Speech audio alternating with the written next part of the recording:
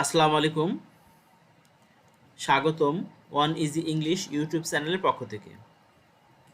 সুপ্রিয় শিক্ষার্থী, আজকে তোমাদের মাঝে হাজির হয়েছি তোমাদের পরিণতি ও সুশাসন দ্বিতীয় পত্র বিষয় নিয়ে। এটি উন্মুক্ত বিশ্ববিদ্যালয়ের একটি বিষয়। সুপ্রিয় শিক্ষার্থী, তোমাদের এই বিষয়ে মোট অ্যাসাইনমেন্ট করতে হবে 5টি। ক্রমিক নং অ্যাসাইনমেন্ট নং 1, 2, 3, 4, 5 এইভাবে 5টি করতে হবে। 5টি আলাদা আলাদা থাকবে, 5টি একসাথে কখনোই পিন মারা যাবে না। 5টি অ্যাসাইনমেন্ট সম্পূর্ণই আলাদা আলাদা করতে হবে এবং 5টি টপশিট লাগাতে হবে। সুপ্রিয় শিক্ষার্থী, স্ক্রিনে এখন যে ছবিটা দেখছো এটি হলো তোমাদের টপশিট। এটি প্রত্যেকটা সাবজেক্টের জন্য একটি করে থাকবে। এখানে লিখতে হবে প্রোগ্রামের নাম, স্টাডি সেন্টার অর্থাৎ তুমি যে সেন্টারে পড়ো সেই সেন্টারের নাম এখানে লিখতে হবে। আঞ্চলিক কেন্দ্র, তোমাদের আঞ্চলিক কেন্দ্র যেখানে অবস্থিত সেই ঠিকানাটা লিখতে হবে। অর্থাৎ ধরো যদি ফরিদপুর হয় ফরিদপুর লিখতে হবে। শিক্ষার্থীর আইডি নম্বর, তোমাদের যে পরিচয়পত্র আছে সেখানে তোমাদের একটা আইডি নাম্বার আছে, সেই আইডি নাম্বারটা এখানে লিখতে হবে। বর্ষ, আমরা যেহেতু দ্বিতীয় বর্ষের সাবজেক্ট নিয়ে আলোচনা করছি তাই এখানে লিখতে হবে দ্বিতীয়। কোর্সের নাম, আমাদের কোর্সের নাম পরিণতি ও সুশাসন দ্বিতীয় পত্র, পরিণতি ও সুশাসন দ্বিতীয় পত্র। বিষয় কোড, বিষয় বা বিষয় কোড, আমাদের বিষয় কোড 2857 তাই এখানে লিখতে হবে 2857। অ্যাসাইনমেন্ট ক্রম অর্থাৎ অ্যাসাইনমেন্ট নং যদি 1 হয় তাহলে এই 1-এ টিক দিতে হবে, যদি 2 হয় 2-এ টিক দেব। যেহেতু এটা আমাদের অ্যাসাইনমেন্ট নং 1 তাই আমরা 1-এ টিক দেব। জমা দেওয়ার তারিখ, টিউটোরিয়াল সেন্টার যে তারিখ ঘোষণা করবে জমা দেওয়ার জন্য সেই তারিখ এখানে লিখে দিতে হবে। আর নিচের যে অংশটা আছে এখানে কোনো ক্রমেই তোমার হাত দেওয়ার দরকার নেই। এখানে টিউটর অর্থাৎ তোমাদের স্যারেরা এটা পূরণ করে দেবে। এই অ্যাসাইনমেন্টে কিছু নির্দেশনা দিয়ে দিছে, সেটি হলো প্রতিটি অ্যাসাইনমেন্ট শব্দ সংখ্যা কমপক্ষে 400-র মধ্যে লিখতে হবে, 400 শব্দের মধ্যে লিখতে হবে। অ্যাসাইনমেন্ট A4 অফসেট পেপার নিজ হাতে লিখে প্রতিটি কোর্সের জন্য পৃথকভাবে বাছাই করতে হবে। উল্লেখ্য, টাইপ অ্যাসাইনমেন্ট জমা দেওয়া যাবে না। প্রথম পাতায় সূচিপত্র দিতে হবে এবং সেই অনুযায়ী প্রতিটি অ্যাসাইনমেন্টের পৃষ্ঠা নাম্বার লিখতে হবে। অর্থাৎ প্রথম পাতায় থাকবে সূচিপত্র এবং প্রতিটি পাতায় পৃষ্ঠা নাম্বার উল্লেখ করতে হবে। সুপ্রিয় শিক্ষার্থী, আমার আলোচনা যদি তোমাদের ভালো লাগে থাকে অবশ্যই একটা সাবস্ক্রাইব করবে ও বেলকনটি বাজিয়ে রাখবে পরবর্তী নির্দেশনা পাওয়ার জন্য বা পরবর্তী নোটিফিকেশন পাওয়ার জন্য। তাহলে চলো আমরা মূল আলোচনা শুরু করি। সুপ্রিয় শিক্ষার্থী, টপ শিটের পরে মূলত তোমাদের এই পেজটা থাকতে হবে। এটি সূচিপত্রের পেজ, এটি বাধ্যতামূলক, এটি অবশ্যই দিতে হবে। আর উপরে যে লেখাটা আছে 2021 সালের এইচএসসি পরীক্ষার্থীদের জন্য সুবিন্যাসকৃত সিলেবাস, নতুন প্রদত্ত অ্যাসাইনমেন্ট, বর্ষ দ্বিতীয়, বিষয় বা কোর্স পরিণতি ও সুশাসন দ্বিতীয় পত্র, বিষয় বা কোর্স কোড এইচএসসি 2857। এইটা তুমি ইচ্ছা করলে দিতেও পারো আবার নাও দিতে পারো, এটা বাধ্যতামূলক নয়। তবে এই সূচিপত্র অবশ্যই বাধ্যতামূলক। সূচিপত্রটা এরকম বিষয়, ক্রমিক নং 1, বিষয় ভূমিকা পৃষ্ঠা নং 1, অর্থাৎ প্রথম পৃষ্ঠায় আমাদের কি আছে সেটি উল্লেখ করে দিতে হবে। যেহেতু প্রথম পৃষ্ঠায় আমাদের ভূমিকা থাকে তাই ক্রমিক নং 1 অর্থাৎ ক্রমিক নং 1-এ আমরা ভূমিকাটা লিখে সেটা পৃষ্ঠা নাম্বার উল্লেখ করব। ধরো প্রথম পাতায় আমাদের ভূমিকা লিখতেই শেষ হয়ে গেছে, তাহলে আমরা যাব দ্বিতীয় পাতায়। এখন ওইখানে দ্বিতীয় পাতায় লিখব 2, তাই ক্রমিক নং 2 আমাদের 2তে কি আছে, বঙ্গভঙ্গের কারণ। যেহেতু ওইখান থেকে বঙ্গভঙ্গের কারণটা শুরু হয়েছে তাই এখানে আমি 2 লিখছি এবং কত পাতা পর্যন্ত লিখছি, এটা 5 পাতা পর্যন্ত লিখছি, তাই এখান 2 থেকে আমি 5 পর্যন্ত লিখে রাখছি। তারপরে ক্রমিক নং 3-এ আছে কি, বঙ্গভঙ্গের ফলাফল। এই ফলাফল মূলত 6 পাতা থেকে শুরু হয়েছে, 9 পাতায় শেষ হয়েছে, তাই 6 থেকে 9 পর্যন্ত আমি লিখে রাখছি। এখানে ক্রমিক নং 4, 4-এ কি আছে বঙ্গভঙ্গের মূল্যায়ন, এটি 10 থেকে 12 পাতা পর্যন্ত হয়েছে, তাই 10 থেকে 12 পাতা পর্যন্ত লিখছি। ক্রমিক নং 5 সারসংক্ষেপ, এটি 13 পাতা লিখছি, তাই আমি এখানে 13 পাতা উল্লেখ করছি। এটি জাস্ট আমার পাতা এটি হয়েছে।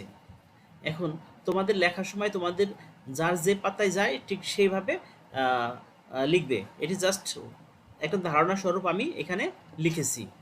তাহলে চলো আমরা মূল আলোচনায় আসি।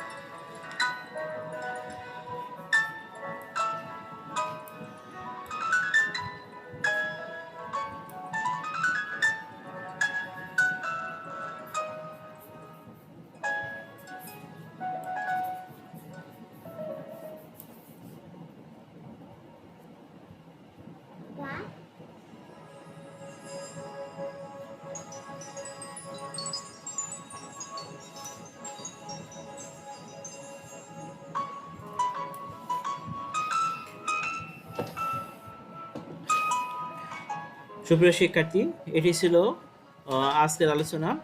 সুপ্রিয় শিক্ষার্থী, আমার চ্যানেলটি যদি তোমাদের ভালো লাগে অবশ্যই সাবস্ক্রাইব করবে ও পাশে থাকা বেল আইকনটি বাজিয়ে রাখবে পরবর্তী নোটিফিকেশন পাওয়ার জন্য। আল্লাহ হাফেজ।